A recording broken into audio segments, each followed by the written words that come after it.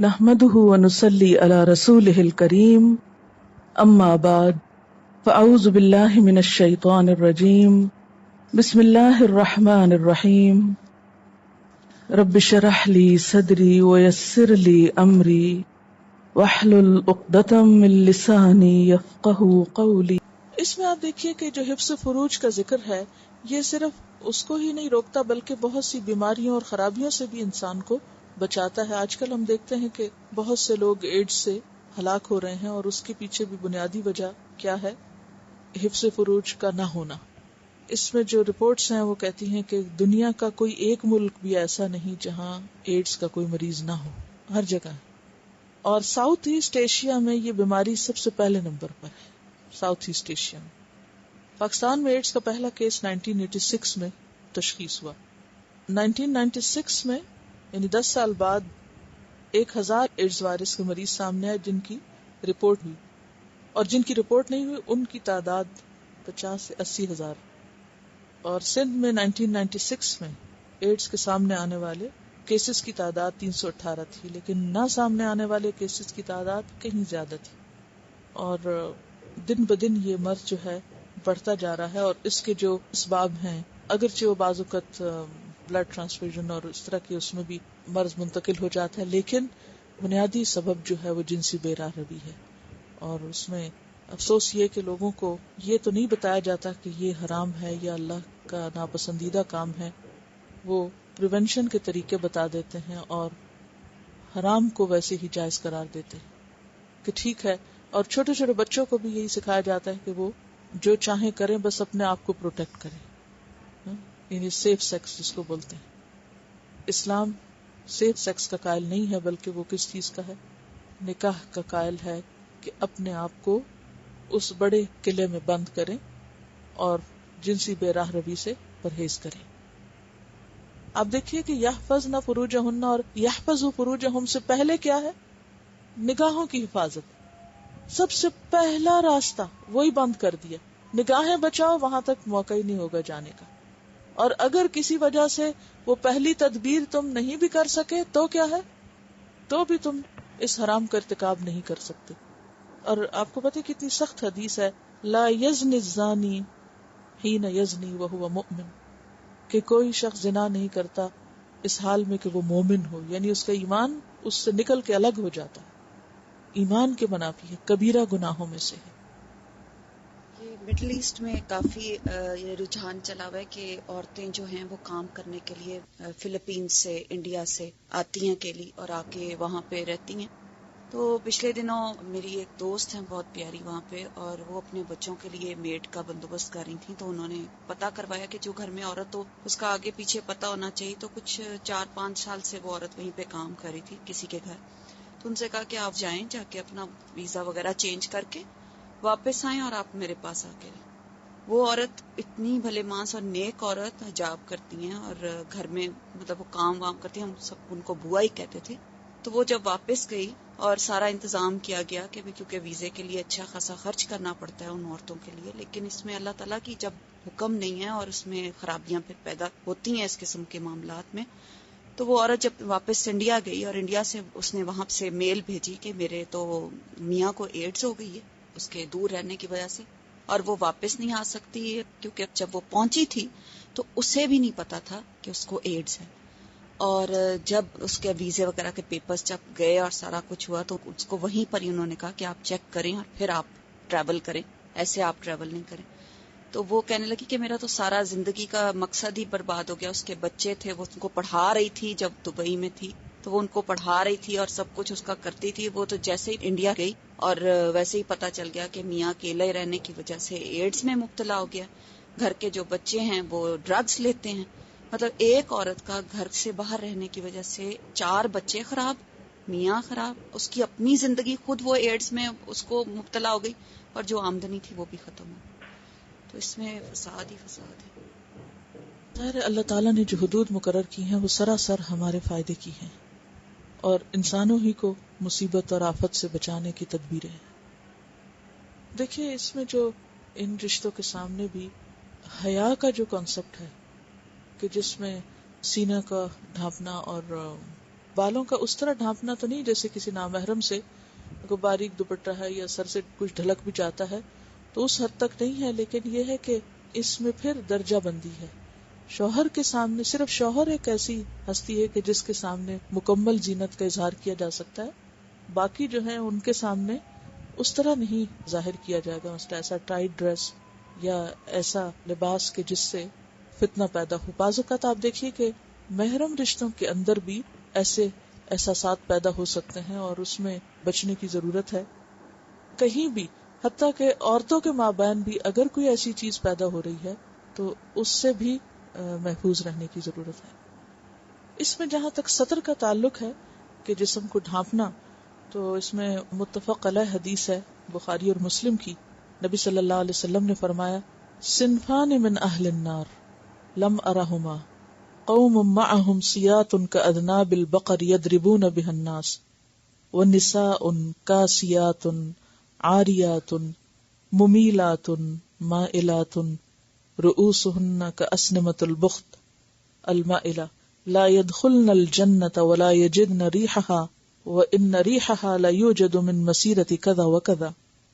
دوزخیوں کی دو قسمیں ایسی ہیں جن کو میں نے اب تک نہیں دیکھا. ایک تو وہ قوم جس کے پاس گائے کی دم کی طرح کوڑے ہوں گے جس سے وہ لوگوں کو ماریں گے، ظالم حکمران. دوسری وہ عورتیں جو لباس پہنے ہوں گی مگر پھر بھی برہنہ معلوم ہوں گی، یعنی ٹائٹ ڈریس. خاص طور پر آج کل عموماً دیکھا گیا ہے کہ لوگ ڈریس اتنا ٹائٹ پہن لیتے ہیں اور اوپر سے حجاب کر لیتے ہیں. مجھے سمجھ نہیں آتی کہ وہ کس چیز کو چھپا رہے ہیں اور کس چیز کو ظاہر کر رہے ہیں. یعنی خواتین کے اندر بھی ایسا ڈریس پہننا منع ہے کہ جس سے جسم کے جو قابل شرم اس سے وہ کھل کے نمایاں ہو جائے. کہاں یہ کہ انسان بازار میں یا اسکول میں یا لڑکوں کے سامنے پہن کے نکل جائے. فرمایا وہ دوسروں کو اپنی طرف مائل کریں گی. یعنی جو اصل خرابی ہے وہ کیا کہ کوئی ایسی حرکت کرنا کہ جس سے دوسرے کو اپنی طرف مائل کیا جائے اور خود ان کی طرف مائل ہوں گی، ان کے پیچھے خود پڑیں گی. ان کے سر بختی اونٹ کے کوہان کی طرح ایک طرف جھکے ہوئے ہوں گے، یعنی ہیئر سٹائل کی طرف اشارہ ہے. یہ عورتیں جنت میں نہیں جائیں گی بلکہ جنت کی خوشبو بھی نہ پا سکیں گی، اگرچہ جنت کی خوشبو اتنی اور اتنی دور سے آتی ہوگی. یہ بخاری اور مسلم دونوں کی متفق علیہ روایت ہے. السلام علیکم. جب ہم پشاور میں رہتے تھے تو ایک میرے بیٹے کو سنبھالتی تھی خاتون، تو وہ ان کے گھر شادی تھی تو ہم گئے تو وہاں ان کی 4-5 بیٹیاں تھی، ینگ، مطلب اوپر نیچے کی بیٹیاں بڑی ہو چکی تھیں. تو میں بیٹھی ہوئی تھی تو اتنی دیر میں وہ کہتی ہیں کہ جلدی جلدی سارے تیار ہو جاؤ، اور غسل خانہ ایک ہی تھا، باتھ روم ایک ہی تھا. تو اب ایک گئی ہے تو دوسری بھی جا رہی ہے، تو تیسرا، تو میں نے کہا ابھی وہ نہا رہی ہے تو آپ کس لیے جا رہی ہو؟ تو کہتی ہے کہ کیا حرج ہے اس میں، اگر وہ میری بہن ہی ہے تو میں اس کے ساتھ نہا لوں. تو استغفر اللہ العظیم، میں نے کہا کہ آپ کو اجازت نہیں، ایسے نہیں کر سکتے آپ، ایک ایک کر کے جائیے، اس کو نہانے دو. اور پھر لیکن ان کو مسلمان گھرانے اور یہ نہیں پتا کہ چھپانا ہے ایک دوسرے سے. یہ تو آپ ایک یعنی کہ ان پڑھ طبقے کی بات کر رہی ہیں. شاید آپ کو بھی یہ دیکھنے کو ملا ہو، عمرے اور حج کے دوران اگر آپ کسی ٹوائلٹ میں جائیں تو بعض اوقات بالکل برہنہ عورتیں وہاں ملیں گی، مختلف ممالک سے آئی ہوئی، یعنی کپڑے اتار کے دھو رہی ہیں ساتھ ساتھ اور ساتھ پہن رہی ہیں. تو حیرت ہوتی ہے کہ کیا واقعی مسلمانوں کے اندر اپنے دین سے اتنی زیادہ جہالت ہے. وضو کی جگہوں پر بیٹھی ہوئی، بعض اوقات بالکل لباس سے آ رہی. تو یہ صورتحال جو ہے یہ اس بات کی دلیل ہے کہ ہم مسلمان اپنے دین سے بالکل ہی انجان بنے ہوئے. جی، بعض اوقات جم کے اندر اسٹیم رومز میں بھی لوگ بالکل برہنہ ہو کے بیٹھ جاتے ہیں.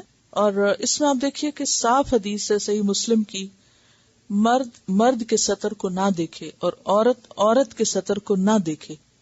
یعنی عورت، اب یہ آپ نہیں کہہ سکتے کہ چونکہ عورت ہے تو کیا ہوا، عورت کے سطر کو نہ دیکھے، خواہ وہ مسلم ہو یا نان مسلم ہو. ٹھیک ہے، تو اتنے واضح حکم کے بعد ہمارے لیے کوئی جواز نہیں کہ ہم پھر اپنے آپ کو فتنے میں مبتلا کریں. سطر ناف سے لے کر گھٹنوں سمیت، یہ ران، بٹکس، یہ سارا حصہ اس میں شامل ہے. لوور بیک، بعض اوقات ساڑی ہم پہن لیتے ہیں ایسی کہ جس سے پیچھے کا سارا حصہ بالکل اریاں نظر آتا ہے، تو یہ بھی حرام ہے دکھانا، کیونکہ ہم بعض اوقات کہتے ہیں تو مشرقی لباس ہے، اور مغربی کو کوستے رہتے ہیں اور مشرقی پہن کے ننگے ہوتے ہیں.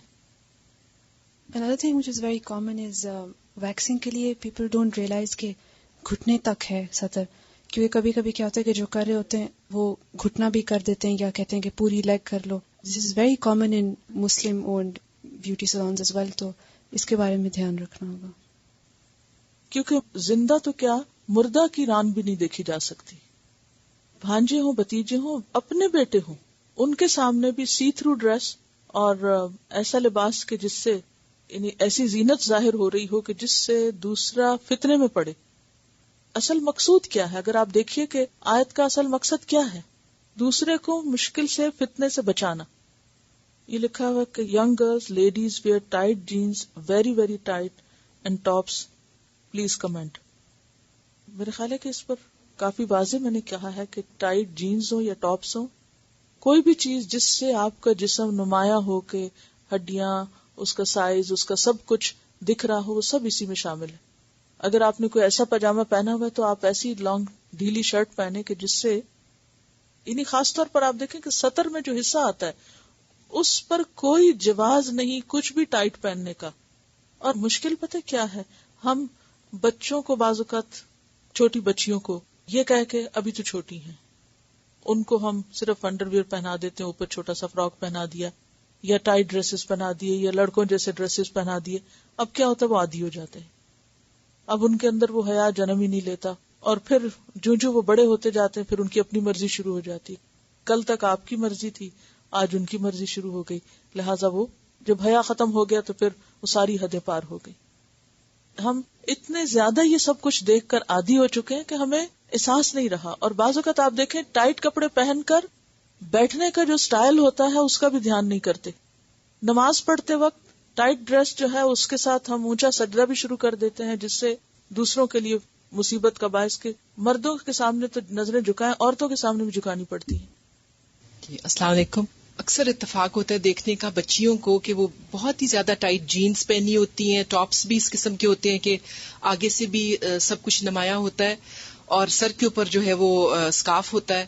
تو میں سوچتی ہوں کہ یہ جس وقت بچیاں ماؤں کے ساتھ شاپنگ کرنے کے لیے جاتی ہیں تو ماؤں کو اس چیز کا خیال رکھنا چاہیے کہ وہ کس قسم کے لباس خرید رہی ہیں، اور لباس جو ہے ان کا ٹائٹ نہیں ہونا چاہیے. یعنی صرف جینز نہیں بلکہ اگر آپ ایسا پاجامہ اور پھر سلٹس اور پھر یہ کہ آپ قمیصوں کے بھی چوک اتنے اونچے لے جائیں کہ آپ کی پسلیاں ننگی ہونے لگ جائیں، اور شلوار یا پاجامہ اس طرح کا پہنے کہ پنڈلیاں ساری ننگی ہو رہی ہوں، تو کپڑے یعنی نہ تو اس میں جگہ کا فرق ہے کہ کوئی ایک خاص جگہ میں ہم یہ کر سکتے ہیں اور دوسری پہ نہیں. زمین کا کوئی بھی حصہ ہو، دنیا کا کوئی بھی گوشہ ہو، سب جگہ پر اللہ کے احکامات یہی ہیں. یہ قرآن ہر جگہ کے لیے. سمر مٹیریل جو ہے خاص طور پر لان یا وائل وغیرہ میں، اور بعض لوگ افسوس یہ کہ جیسے حج عمرے پہ جاتے ہیں تو سفید لان کے کپڑے پہن، لا حول ولا قوت الا باللہ، یعنی کہ طواف کرنا مشکل ہو جاتا ہے. ایک تو اس لیے کہ وہ نظر آ رہا تھا، دوسرا اس شرم کے مارے کہ پاکستان کا امیج جو ہے وہ کیا بیٹھ رہا ہے. اور بعض لوگ تو وضو کے لیے اگر بازو چڑھائیں گے تو واپس ہی نہیں اتاریں گے، یعنی کہ ویسے ہی چل پڑیں گے. چکن کے کپڑے جن میں ہولز ہیں وہ بھی کھلے عام پہنے جاتے ہیں کہ باقاعدہ ٹانگوں کی جو وہ ہے اس کا کلر وغیرہ سب نظر آ رہا ہوتا ہے. السلام علیکم. نماز سکھا رہے تھے بچیوں کو تو سجدہ اور رکوع وغیرہ کی بات ہو رہی تھی، تو میں پیچھے کھڑی آبزرو کر رہی تھی اور بچیاں پوری طرح جھک بھی نہیں رہی تھی، اس لیے کہ ایک تو کپڑے بہت تنگ تھے اور دوسرا جب وہ نیچے جھکتی تھی تو پیچھے سے ساری کمر ان کی ننگی ہو رہی تھی. تو میں سوچ رہی تھی کہ بھیجتے تو ہم ان کو نماز اور قرآن سیکھنے کے لیے، لیکن کپڑے ان کے نہیں دیکھتے کہ کس طرح کے پہن کے جا رہے ہیں اور کیا ہوگا. دوسری بات، جب ہم یہ اپنے لانگ کوٹس وغیرہ باہر پہن کے جاتے ہیں تو میں تو بڑی خوش ہوتی تھی کہ میں نے جلباب نہیں پہنا ہوا لیکن وہ لمبا کوٹ پہنا ہوا ہے. تو ایک دفعہ شاپنگ کر رہی تھی تو ایک سیلز مین ہماری ہیلپ بھی کر رہا تھا، تو آئی ڈونٹ نو کیا ہوا کہ ایک دم اس نے میرے کوٹ پہ بات کرنی شروع کر دی نا، تو اس کے پیچھے بھی بٹنز تھے all the way, so it was kind of fancy from the back. تو وہ کہتا ہے کہ میں سوچ رہا تھا کہ آپ نے یہ کوٹ کس طرح پہنا ہوگا، آگے سے پہنا ہوگا یا پیچھے سے پہنا ہوگا. تو آئی واز سو شاکڈ. دیکھنے میں نے پردہ کیا ہوا ہے کہ وہ کور کر رہے ہیں میری باڈی کو، لیکن actually they are not. They look at you. He was not Muslim. He doesn't know about parda, but he was still observing me, what I was wearing. So please ان باتوں کا بھی ضرور خیال رکھا جائے. جی ہاں، کیونکہ عام طور پہ یہ کہا جاتا ہے کہ یہاں کے مرد نہیں دیکھتے، وہ عرب یا پاکستانی دیکھتے ہیں.